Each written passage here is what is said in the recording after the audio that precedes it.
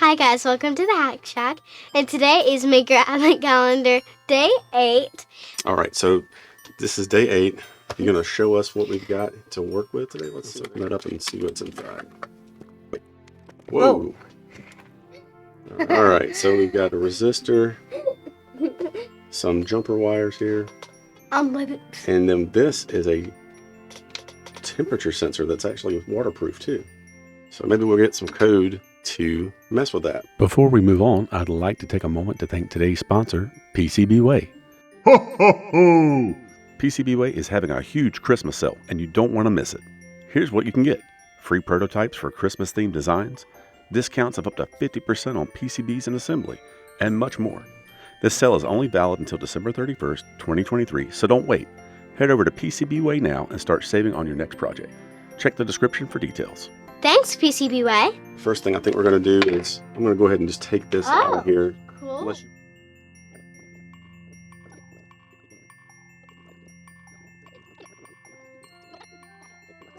You know what? I'm going to space this out to make it more like that picture.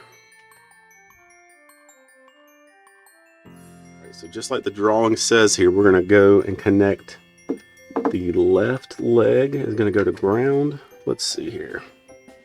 This kind of has this in a little bit different orientation, doesn't it? Let's do it like the picture here. And that has this more like this. So I'm going to say left leg goes to ground. That goes here. Left leg goes to ground. Middle leg goes to pin 31. Actually, I need to go before the resistor.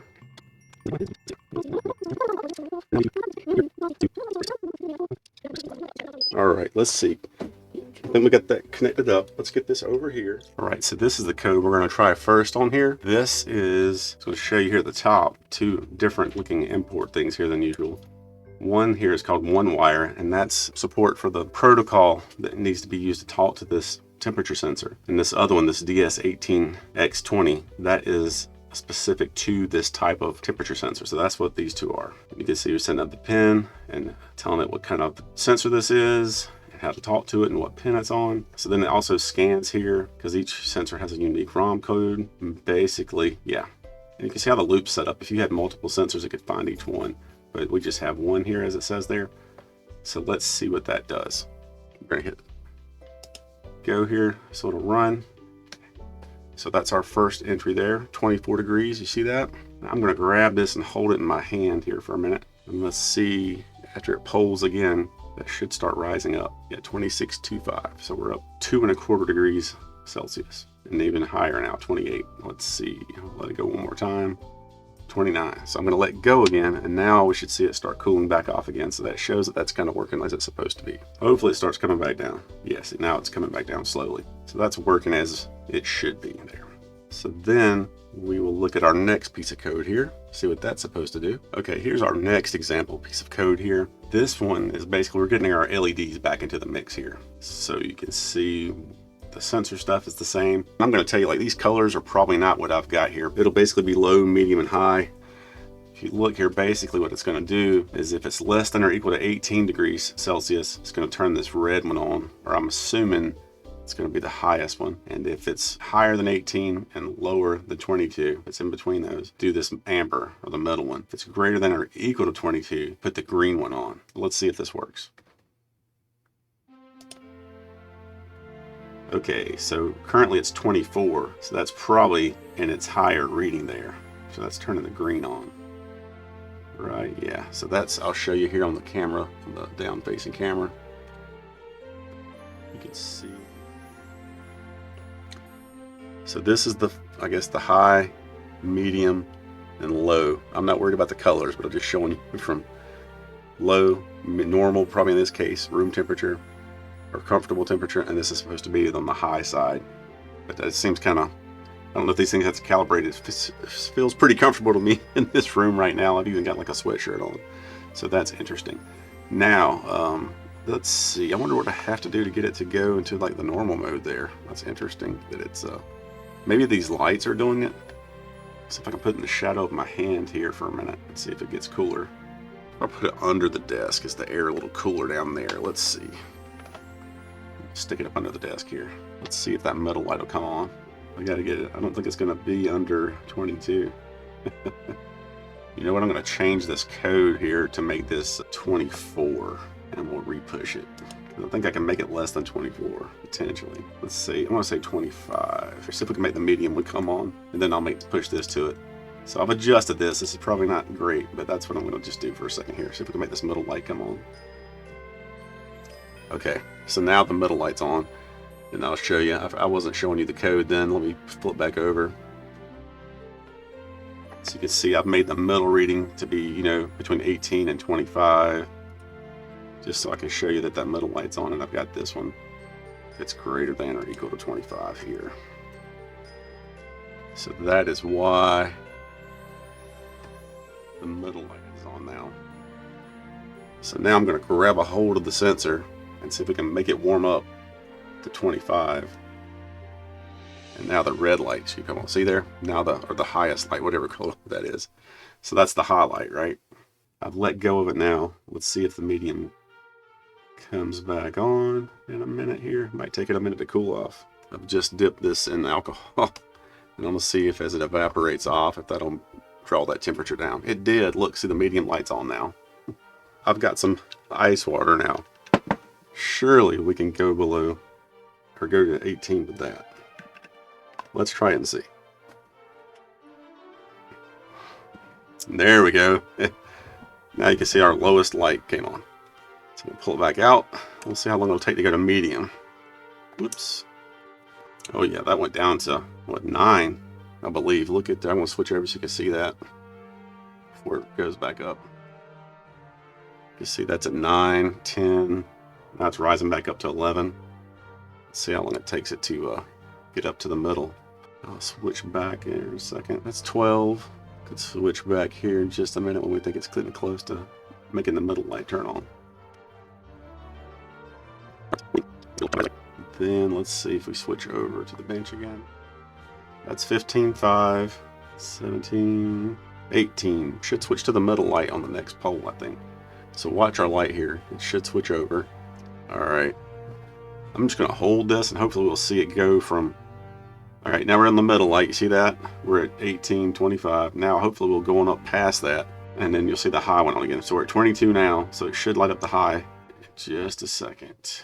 If we get up to 25, there's 24.75. Next pole, maybe we'll hit it. There we go. See there? We're at our highest temperature light there. So that works as expected. So let's look at this next code example that they have for us. And one quick thing, by the way, like, don't mix water and electronics ever. I'm being super careful. This is relatively low voltage, but obviously if you spill water on any of this stuff, you're going to have a bad time and your things are probably not going to enjoy that if power's applied to them. If you get them wet when they're off, just make sure they're thoroughly dried, and many times things will be fine, but you have to make sure they're thoroughly dried. Just wanted to throw that in there real quick. Okay, so let's look at this last example code that the folks at Pi Hut are letting us have here. So we've still got our LEDs on here. We've got our same stuff from before.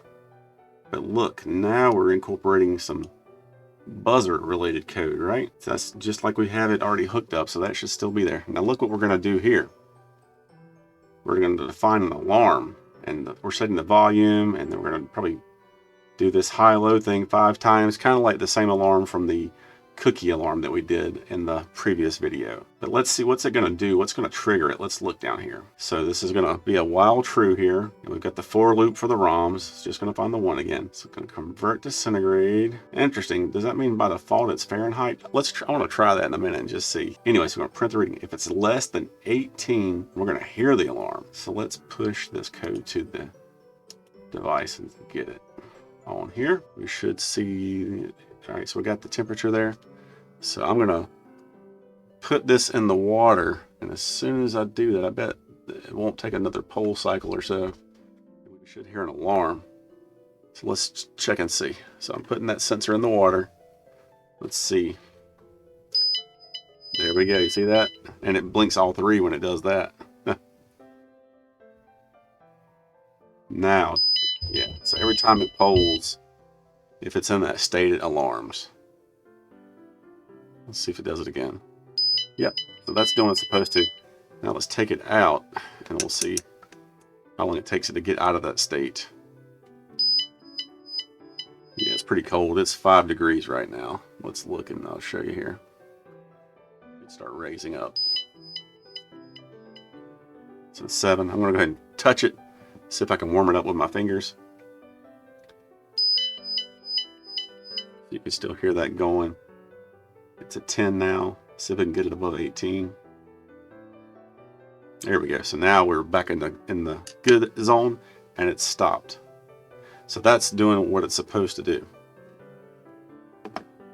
So that's pretty cool. So this is pretty neat. Like, we've messed with the temperature sensor here. We've seen some neat applications for it, and I can tell you firsthand, being kind of in the vicinity of the medical field, not necessarily for a low temperature alarm. Now, of course, you can see there are commercial things that would work like this, like for a home. If you've got a home and you want to make sure if the temperature goes too low, you may need to be warned or have an alarm so your pipes don't freeze or something like that. Now, in the opposite direction, I think it's good. Like, I know in the medical field for medicine and for food spoilage and other things like that in other fields, like if you've got a freezer or a refrigeration system, you want to know if the temperature goes above a certain threshold and have an alarm. And of course, you can imagine, you see how this code is for this. It wouldn't be a big stretch of the imagination to have something that can be like an IoT type device to fire off a message or to trigger an event, or like call a knock or something like that. Even with data centers, it's real critical that the temperature doesn't go over certain thresholds to maintain all that stuff, like in a data center scenario.